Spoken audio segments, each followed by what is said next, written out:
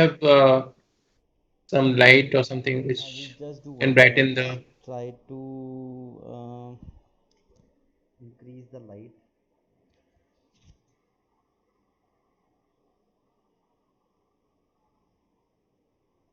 Is it better now? Yeah. Yeah. It's slightly bit better. Yeah. Yeah. Okay.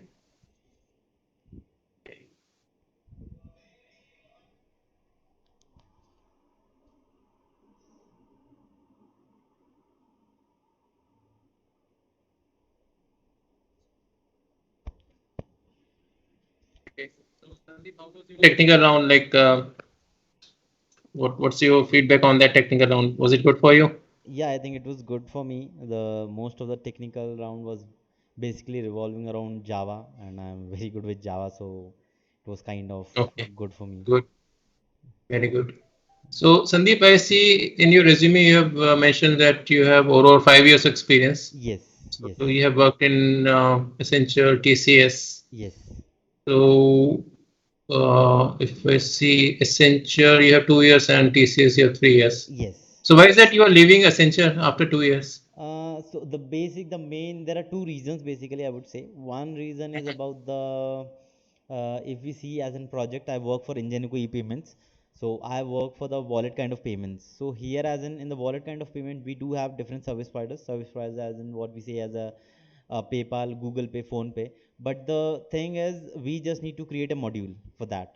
And once the module is created, we are done with the development. Now there is, and also as in the microservice architecture in this, the Spring Boot applications have a particular structure.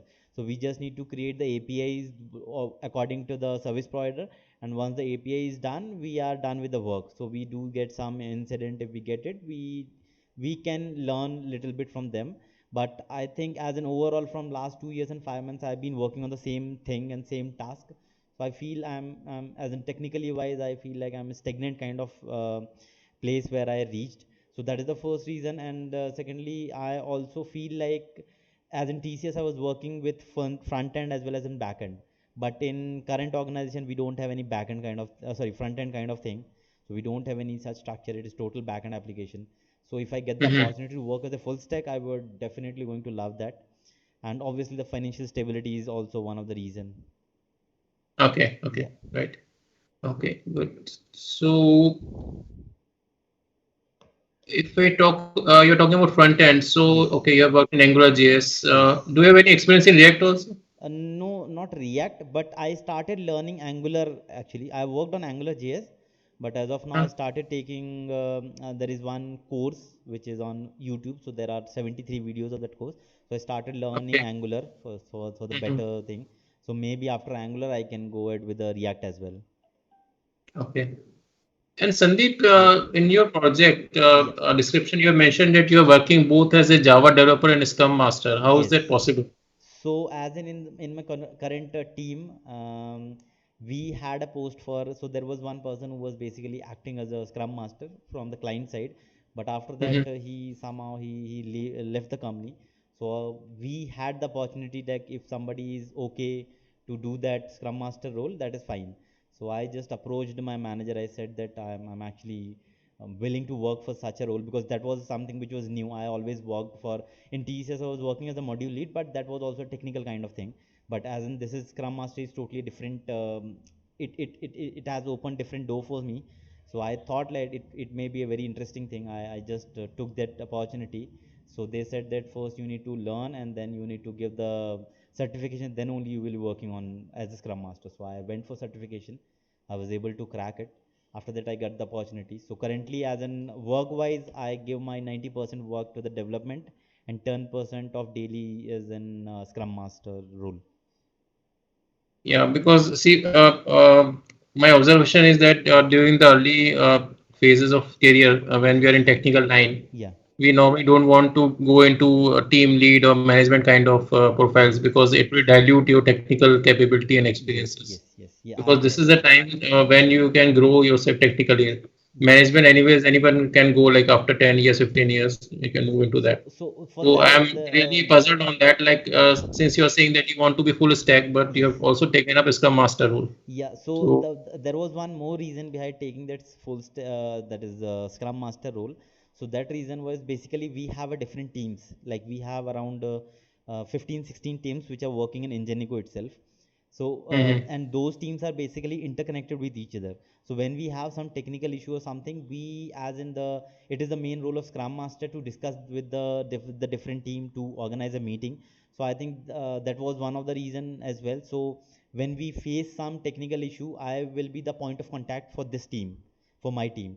So I'm going to discuss the same thing with the different team. I will be learning few new things from them, because as the roles which the different team and the learning which different person is having, I think that was the one of the best thing which Scrum Master can actually have with Mm-hmm. this role. So yeah. Okay.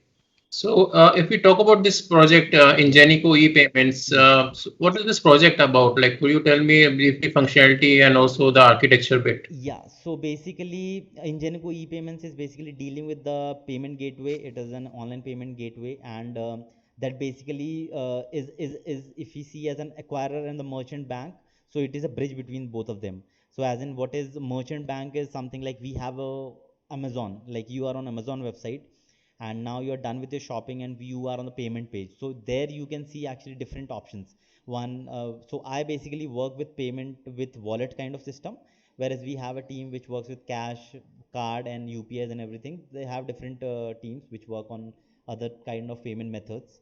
So as in, I work with payments with wallet. So here we have around 30-35 service providers, including PayPal, Google Pay, Phone Pay, Paytm. And other than that, we do have other service providers which basically deals outside, it's only outside India. So now what, so when you are on Amazon Pay, you click on PayPal button. So what happens is the request comes to us. So the request basically is coming to Ingenico group. We actually create that request. We divert that request from our application to the PayPal application, and from that we will be getting the redirect link, or maybe we will be redirected to the PayPal page. From there you will be started doing the payment on PayPal. So this is how it actually works. So we, as in, from pay button to you are redirected to the PayPal, and after done with the payment, we actually take the status from that and we give that status to Amazon. That is kind of thing what we do, as in the very nutshell way, if I explain, that is the thing. And is in architecture wise, what is, so we have a single application that is called a payment engine. So we call that application as what we say as a heart of payment, a heart of Ingenico e-payments. So whenever you click on PayPal or any button from Amazon, the first request which comes is basically a it's going to be at the payment engine side.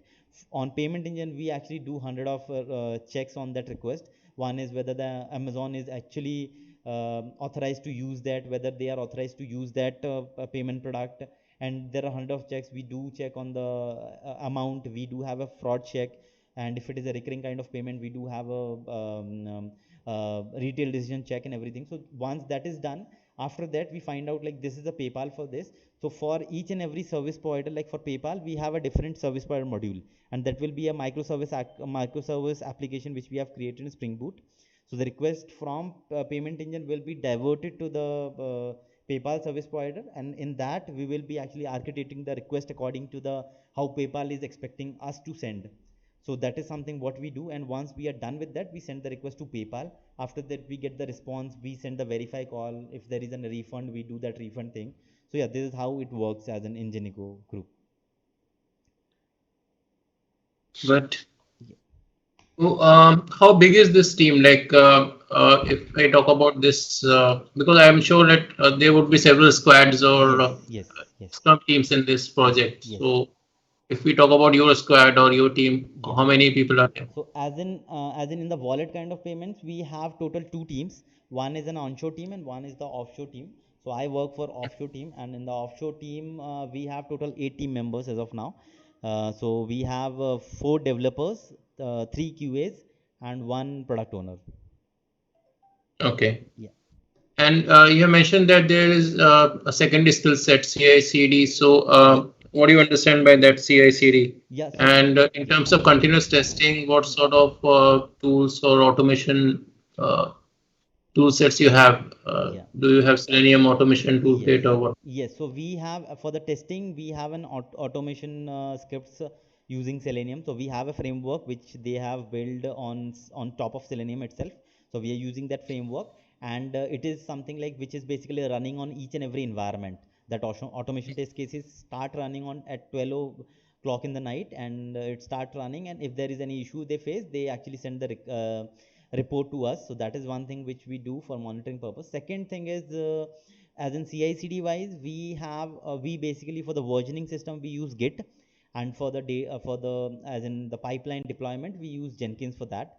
So for each and every environment we do have. So I, as in personally, we don't have much exposure toward this Jenkins pipeline and everything, but I have created two pipelines for a few of for our microservice.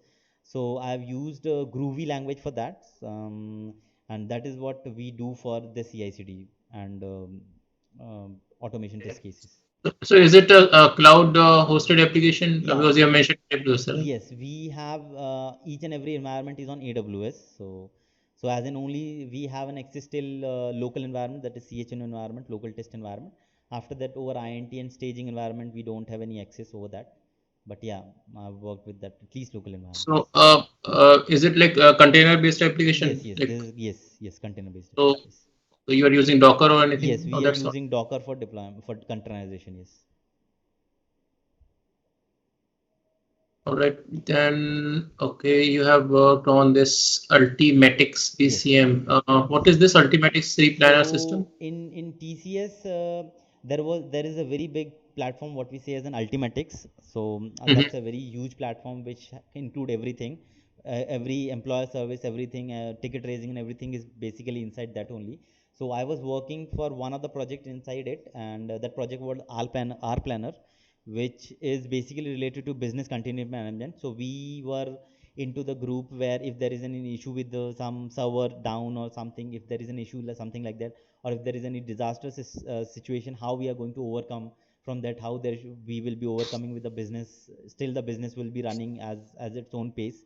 So that is what I was working on. So there I was working as a full stack developer, and yeah, so that was about the R Planner and Ultimatics.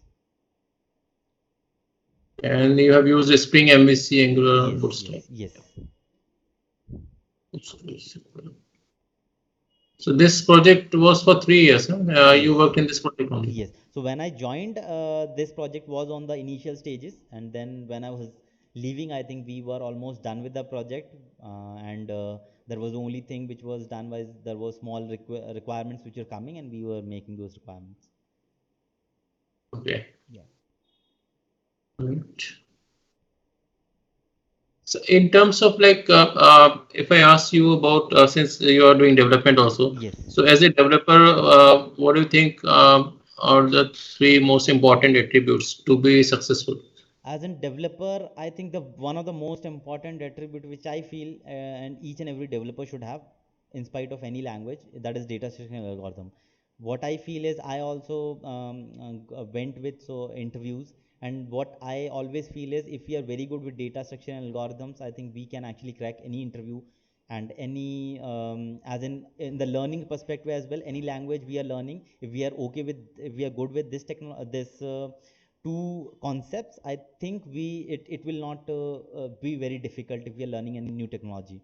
So that is one thing which I feel. Second is about the how we are coding, basically about the whenever there is a new functionality, how we are giving the name, are we writing the unit test cases for that, and if we are writing, are they covering all the lines, and after that about the function which we are writing, are they into the like it will be in the best complexity what we have given, or is it possible to optimize it? That is one thing. Then we can go for reusability, like if there is a common function which you're using again and again, so we can have a common class, and in the util class we can add that. So that is few features which we need to take care. And I think, and also yeah, as one of the biggest is sonar as well, so we can use sonar cube for checking whether is there any blockers or critical issue, and how we can solve that. So that can be one of the things which as a developer or coder we should always take care. So Sandeep, how would you keep yourself updated? Because there are several latest technologies trends that are coming in. Yeah, So how so do you keep yourself updated? yeah, so basically there are two things which I do. Whenever I read anything, I write it basically into my notebook. So that is one thing which I do. And second thing is I always watch some videos before going to bed. So I always take that 1 hour when I'm on bed and I just wanted to see something. I check videos on YouTube, and there are hundred of videos. Any videos, it is not like any technology wise. I started seeing if there is any question like related to graph. If I find that interesting, I started watching that video. I check what solution they have given. Either it can be related to Scrum as well. So I just see those videos. I think those videos are really helpful, and it helps me to grow in any of in all the areas at the same time. Okay, because in your 5 years of experience Yes. so far, I don't see any technical certification. Like after BTech, you have not done any technical certification. Yeah, I think so. Yes, yes, that's true. Yeah. So, is there any specific reason, or you just not thought of like? I've never thought of this. I just like to read, so I've never thought of. Once I actually thought to have this OCJP certification, but then I never went for that. So yeah, Mhm. Okay. yeah. Right. Sandeep, what is your current CTC in